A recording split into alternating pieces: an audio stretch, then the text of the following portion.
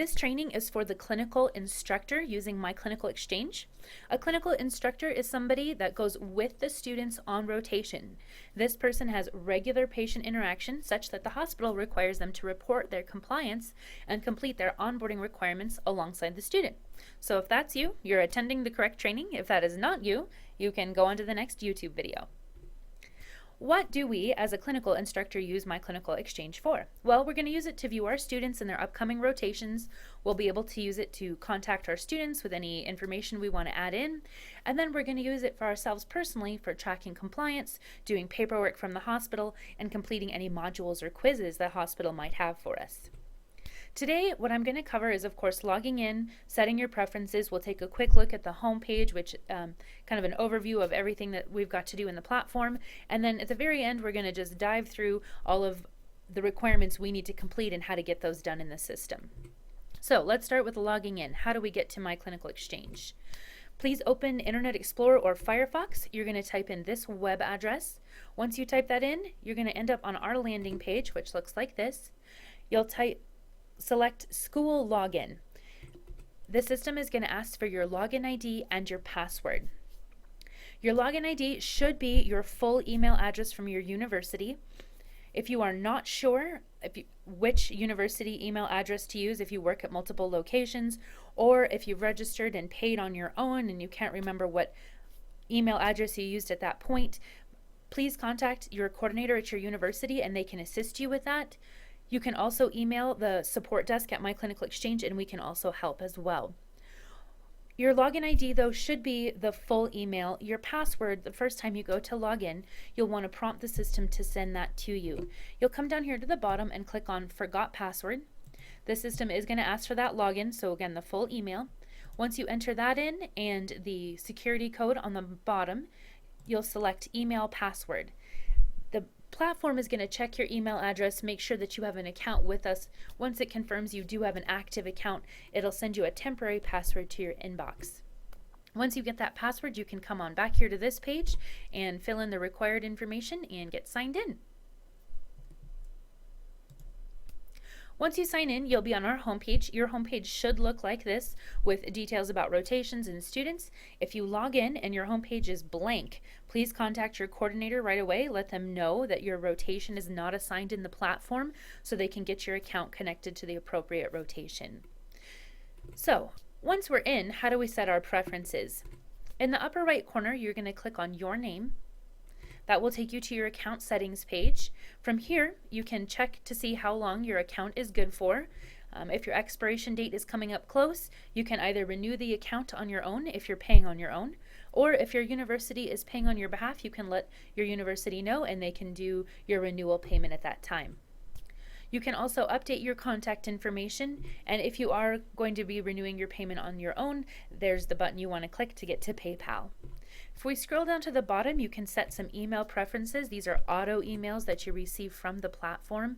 These are really helpful so you're not logging in every day to see if certain items are done. You can just wait for myClinicalExchange to email you directly. So, any emails you're interested in receiving, just check mark the box here on the right and click Save My Email Preference Settings. These are the types of emails that you can receive from the platform with a brief description. Go on ahead and hit the pause button at this point and take your time to review these. I'm going to continue forward with our training now. If you click the little house icon in the upper right corner, that will take you back to your home page. So let's take a closer look at what we see on our home page. Other icons up here are the green question mark, which is linked to the help pages, and then of course the yellow key, which is your logout button. At the end of any session on myClinicalExchange, make sure to log out so that other people cannot access the students' information that you're going to see here. Across the top, you're going to see details about the students you've specifically been assigned to oversee.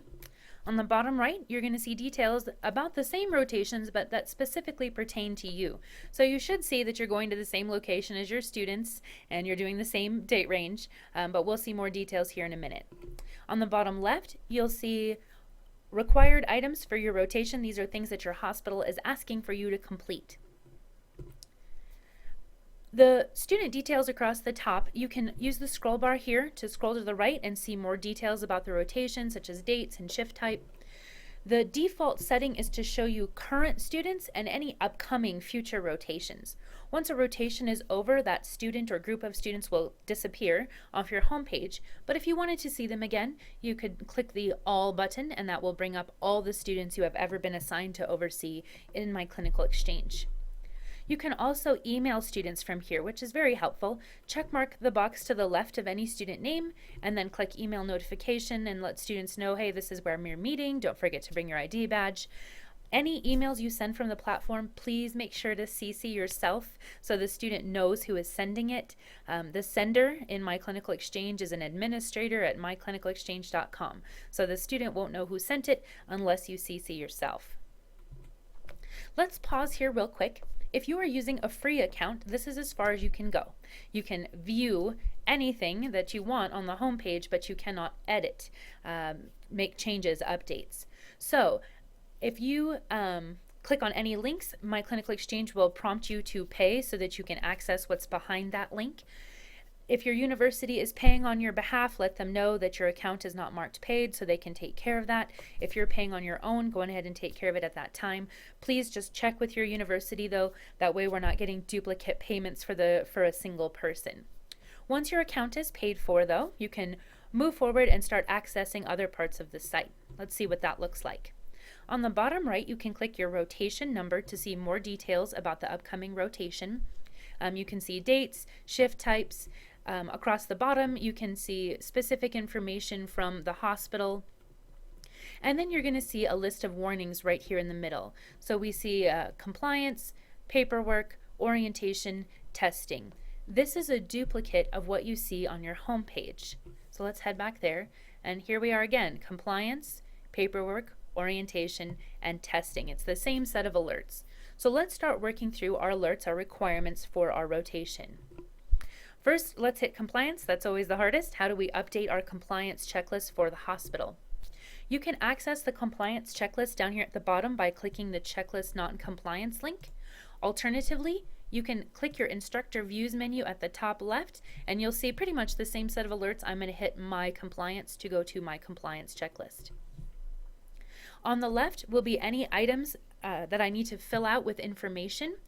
myClinicalExchange is going to flag items if it's identifying a problem, so go ahead and check and see what's flagged and then take care of whatever's required for that item.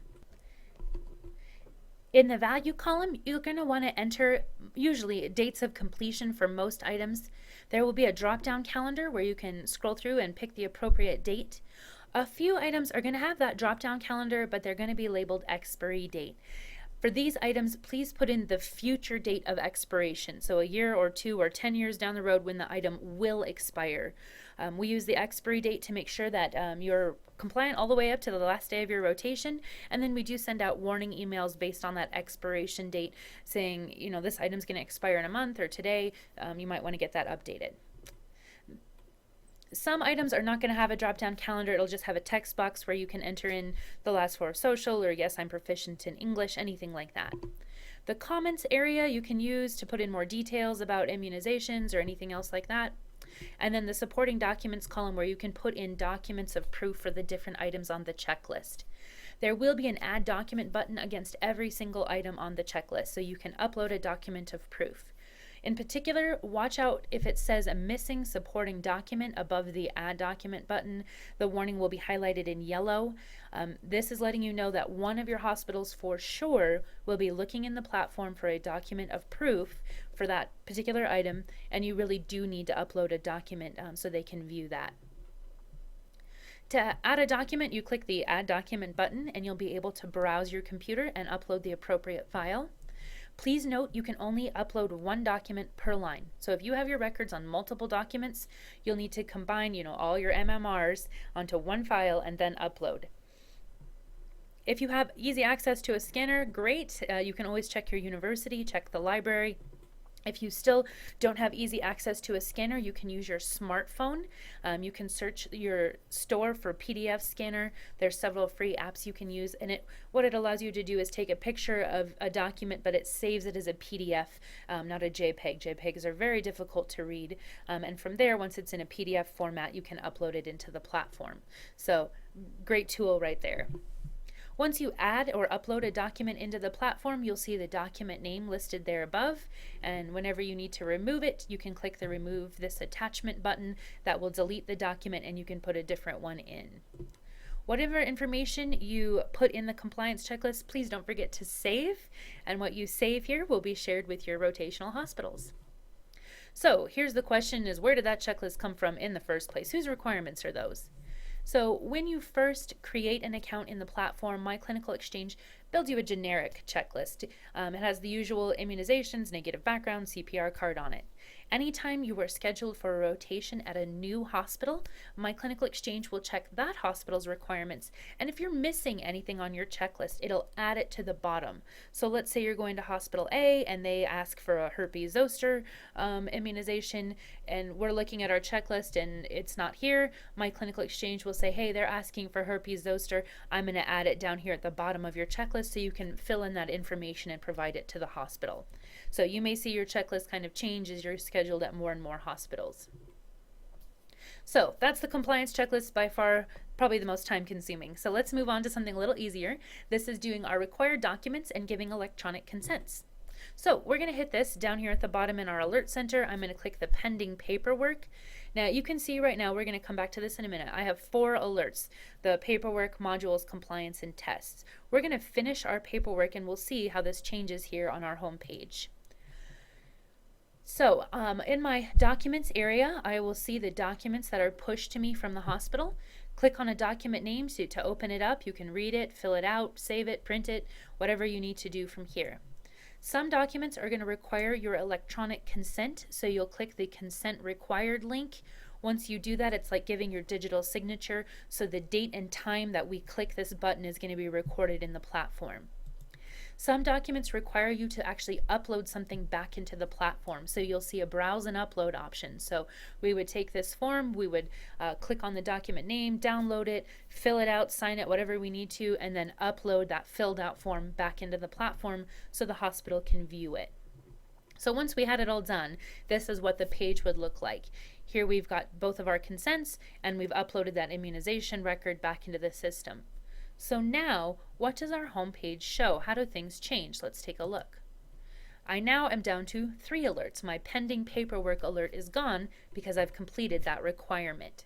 So, what's next? Let's work next on our orientation modules. How do we get that done? So again, we can hit the module link down here at the bottom, or we can do our instructor views menu here at the top, which is where I'm going to go. I'm going to pick my orientation here. Listed out will be any modules that we need to complete for the hospitals that we are going on rotation to. So this makes sense that if you are not assigned to a rotation yet, you're not going to see any modules because the platform doesn't know which hospital's modules to push to you. So that's why it's very important to make sure that when you log in, you've got your rotations and your students listed out. That way you can get to the requirements for the hospital. So to start a module, we click the start link over here on the right-hand side. Once we've completed it, we would see the date of completion recorded here, and then you can restart a module if you would like to review the details again. So if we go back to our home page, we're still going to see the module warning listed out. I only finished the 1 module. I still have another 3 pending on that previous page. But once I get those all done, then that warning is going to disappear from down here, and I'll know, okay, I'm down to just 2 more things to finish for this rotation. Let's zip through the quizzes. How do I complete a quiz or a test? We're going to go back to our instructor views menu, and I'm going to click my exams down here at the bottom. And this is set up very similar to the modules page. Over here on the left-hand side are the exams I need to complete. If I've already attempted a quiz or a test, my number of tries is going to be recorded. Once I complete a quiz and I've finished it all the way to the end, my score and the date of completion will be recorded. And then, of course, to get started or to finish up a quiz that I had started previously, I would click the continue or start link here on the right. So, what else? There are lots of other items you can do in myClinicalExchange. You can add compliance requirements, modules, quizzes to your account even before being assigned to a rotation, assessments, attendance. There's reports you can run. We didn't cover that today just for time's sake. We do a full training if you'd like to attend that, or if you have any issues or questions, please just reach out to this email down here at the bottom and we'd be happy to assist you. And you can log in now. You are about ready to go if you've been assigned to a rotation. And thank you so much for your time. Have a wonderful day.